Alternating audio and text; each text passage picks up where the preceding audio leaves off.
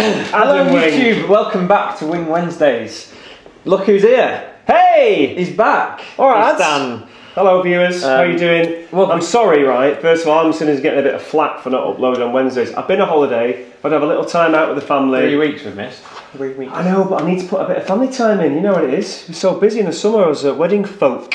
But it's been good, it's good to be back, and in my office with young Wing talking over some wedding stuff. When we do this Wing Wednesdays, there's nothing pre-done. Adam comes here and says, right, we're going to talk about something on camera today. And literally, I find out what it is like now. So everything is completely off the cuff.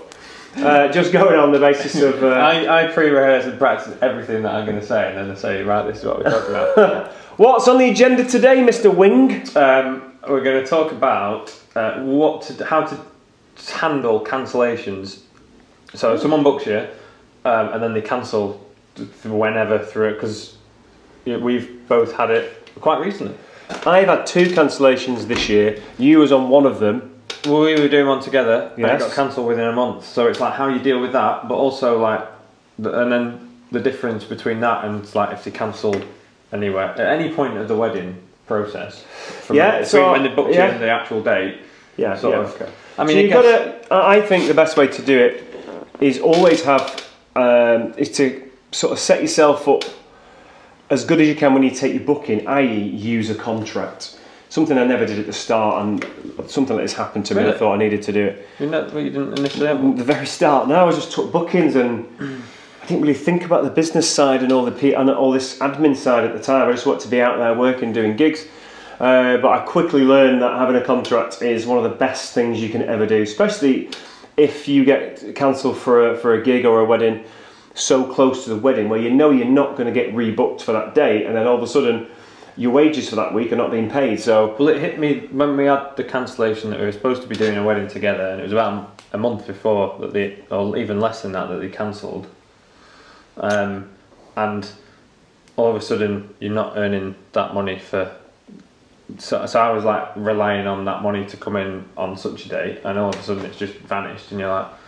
Yeah, and it can be if you've only took a small deposit and the final payment is a decent payment, you know, $1.5 grand, $2 grand or something like that, then it's a lot of money to not be paid something that you were expecting. But you're relying on that. But it's not only that; it's taking your time up, and you know, if you've got a decent amount of time beforehand, then there's a possibility you could get that date rebooked. That's the problem, though, isn't it? Because if they cancel within a few weeks before, the issue then is that you're probably not going to fill that date in the meantime. So that's because if a couple say, well, why should I pay you? A, it's in your contract, but it's because you've lost a date that you could have had someone else. You could have took another booking on that date. I get inquiries all the time for dates I'm already booked for, and I just say, sorry, I'm booked.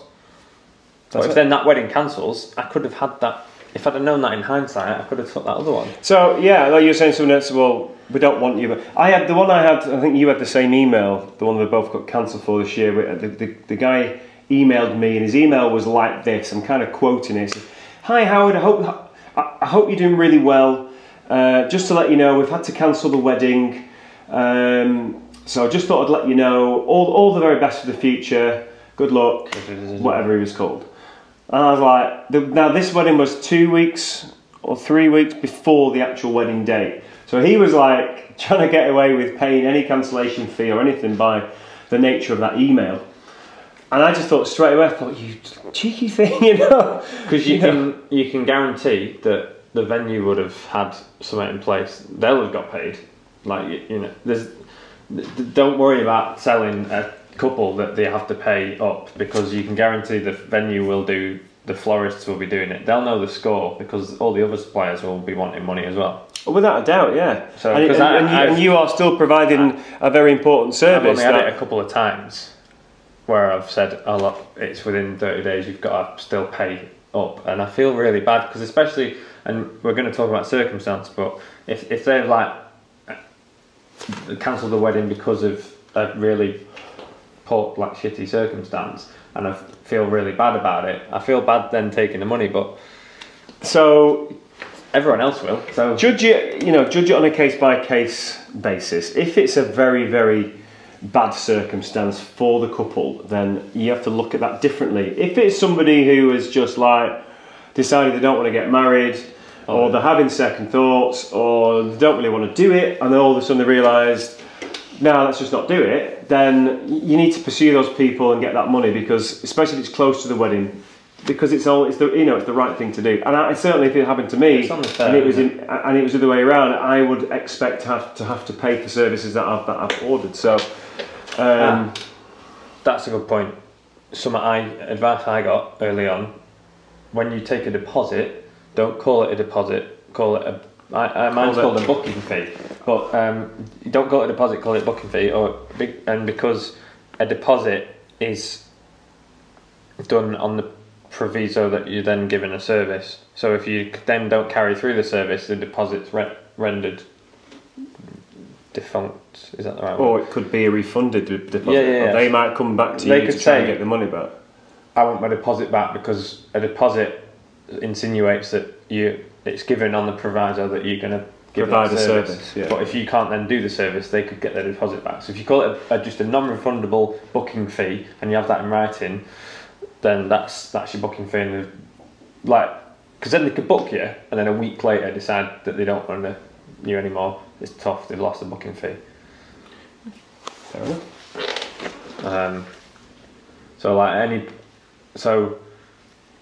In terms of the contract. In terms of the contract, booked. Do you want to talk? I can talk you through what I do with all of my bookings and clients. Maybe you can talk through what you do, and I might give a bit of advice for people watching as how to set up their own contract. My contract's got loads of stuff in it. Because a lot of these viewers, a lot of my usual viewers, there's plenty that are just at the starting point of getting into the business and stuff. So. Yeah, I got my contract through another muso friend, and it had lots of things in there regards electricity, I want a parking, and a lot of bump. But the main key things in that contract, which is the most important part, is how you're going to get paid if somebody cancels you, and you have to have it in a certain time frame. Just going back to the point before, we're talking about circumstance. Yeah, if somebody's passed away or it's a really bad circumstance, then you got to think about that differently. You don't need to stick to it rigidly. Use your use your own conscience to decide what you do with it. It'll be in writing, so you are still within your means to do that and follow it through. But I wouldn't do it if somebody's in a really bad circumstance. I would just say, don't worry, obviously I keep the deposit, booking fee, and I won't charge you anything else for cancelling. But in those other terms where they're just saying we're not getting married anymore, then you need something in place that's going to give you a little bit of insurance. You're going to get some money if they cancel you close to the wedding. So my contract, the most important part of it is the bit which talks about getting paid and the time frames of what they pay as close to how close to cancelling you it is to their wedding date. I'm just going to check on my computer what I do, can't remember now. Number of days given cancellation charge amount due. 90 days or less, 50% of the balance due amount, and I've also got here 60 days or less, the full amount of the balance due. So I've got 3 months and 2 months. So if they cancel within 3 months, 50%, if it was within 2 months, the full payment. Of remaining payments. After you. I've already taken my booking fee, it's whatever the final payment is left. So within 2 months they have to pay in full. So that's what I've got in my contract. And the two we've had this year, I've managed to get the full amounts back because they were both cancelled quite close to the wedding. And do you want me to tell you how my wording, going back to the guy who said all the very best, see you later?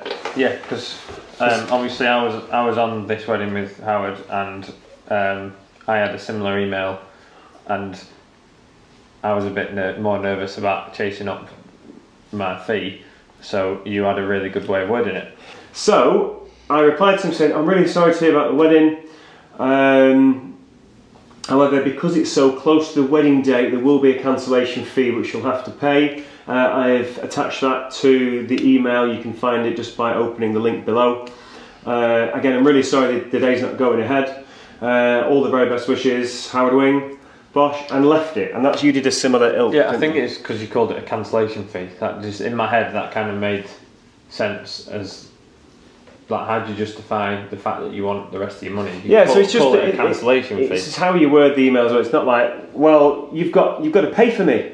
You can't just cancel me. It's not. So you need to handle it in a very professional manner. Really sorry to hear about it. Obviously, it's so close to the wedding day. There will be a cancellation fee you'll have to pay. It's linked below. All the very best. See you later. And we never heard anything for. I didn't hear anything for 3 weeks until the actual wedding date had passed. I've not heard nothing. So my next move was, right, I need to contact him again. And my following email read like this. So it was, hi, good afternoon, it's Howard here. Just thought I'd get in contact with you because I've just noticed that your wedding day has now passed, and I've realised you still haven't paid the cancellation fee.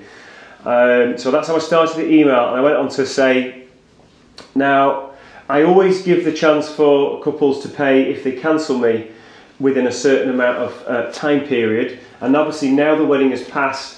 What I do as the next port of call is hand this over to my team who will look after all my cancellations because I'm too busy myself to be able to do it. So I'll give you the rest of this week to pay, and then it'll just get sort of handed over to my team.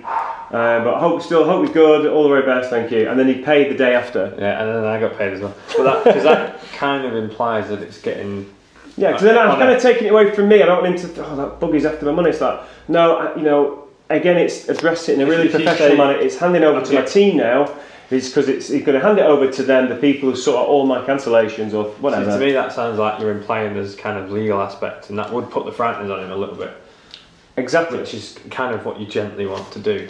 So I thought I'd do that and see what happened rather than follow. I would have followed it up then with another email, and I probably would have said legal team. At the end of the day, if it's in your contract, and this is why you should have a contract and put it in, clear as day, then you're covered.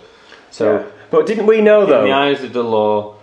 In the eyes of the law, it's right. But that was it. And we're talking about circumstance here, about, you know, the right times to do it and ask for your money back. You get the gist, yeah? Moral judgment, basically. But in this case, we felt like we should have the money back, and as we are entitled to because of the contract, and because so I just thought you worded it in a good way so that it was all dealt with professionally and nicely, and there's no... So I think conclusion or moral of the story here is set yourself up right from the start, have a good contract, have your cancellation terms in full view, and make sure that when they send that back to you, they've either printed out and signed it, or they've done like an e-signing or whatever, or you've put on there by paying your booking fee or agreeing to these terms and conditions. So when they send it back, you've got no comeback then, and you've got those sort of rules in place, so they know that when they book you, nobody's going to read all your contract. They don't. If they can see that clearly, that these are the cancellation fees, they're aware of it, you know. So they'll still try and not pay you.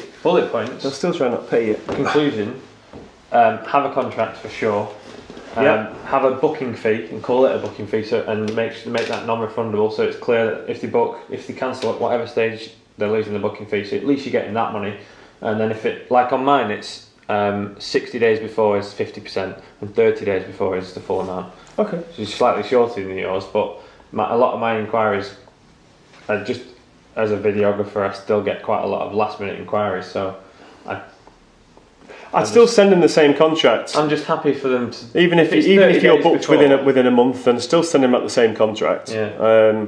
Because if they cancel, because they could cancel you 2 days before that wedding. Yeah. And then. Oh yeah, but then in that case I'm full amount. But my full amount is 30 days rather than 60. I'm giving them a bit more time. Than maybe what you do, but. Mate, if someone's going to book you, they're going to book you, and if someone's going to cancel you, they're going to cancel you. So I don't think it matters too much. But again, you know, use your own conscience over this. If you know the circumstances are bad, then you know it's entirely up to how you feel what you want to do. I personally, under bad circumstances, I don't ask for any other payment. You still, whether they're going ahead or not, you still want to be professional, provide a good service. Yeah, but you want to be human. You want to be human. You want to be kind at the same time. Exactly, if it's a bad circumstance. Can you imagine somebody's passed away and you're chasing them for money? It's just not. And you could flip it and say, well, maybe they've cancelled the wedding for really understandable circumstances, but then a year later their sister's getting married, and they would if you deal with it in the right way, they might recommend you in future anyway, whether they get married or not. Yeah. So I'll tell you one thing. I'll tell you one other thing that I did a few years ago is. I used to say to them, look, if I get rebooked on the date, then I will send your booking fee back. And I think I did that a couple of times. Oh, yeah, I like that. Yeah. I've done that before, which I think's fair, and it's a nice thing to Say, do. look, unfortunately, you have to pay the cancellation fee or the booking fee or whatever. You're not going to get that back. But if someone else does book on your date, then I'll get in touch and give it you back. That's a nice way to soften the blow, maybe. Yeah, it's just a nice thing. But actually do it and follow it through. It happened to me once or twice when I've sent the booking fee back because I've been rebooked. So there's an option. But don't. Yeah, I would just say as well, just don't feel too bad about asking for it back, because at the end of the day, you're running a service and you if you know the circumstance and you know you're within your rights and you feel consciously sound to ask to get your money back, don't feel bad about it. It's being professional. It's what the other suppliers are going to be doing. And you know it's right. You know you want to get wages that week, don't you? It's not the most exciting part of the job, is it? But I hate all the admin. Boring. It's bullshit. No, isn't it's it? boring. But it's a good topic to cover. I think it's an important part of running a wedding business. You know, so it's a fair shout that we've covered it. I hope you've got stuff from that. Maybe you've got something to add to it. If you have, please make a comment below. If anyone wants just leave a comment if you want the actual. I'm happy to share the little segment from my contract. Obviously, you just read yours out. I don't know if you. Yeah, I don't. My contract isn't relevant for your business. That section is relevant for any. I would have thought. Yeah, well, that section is the same as you've got in your section, isn't it? If anyone wants to comment and you could give him your contract. Yeah, that's what I mean. Leave a comment. Your whole contract. If you want to see like that section in writing, just leave a comment. I'll send you my contract on that. There you go. You can get a contract by Mr. Wing. I'll send it over to you if you. Oh, you're going to get loads of people now. Because mine's obviously videographer and these are specific. So we know your audience is the video world. So in my contract, there's extra things like creative aspects of the filming and editing style and public liability and equipment and all that sort of stuff.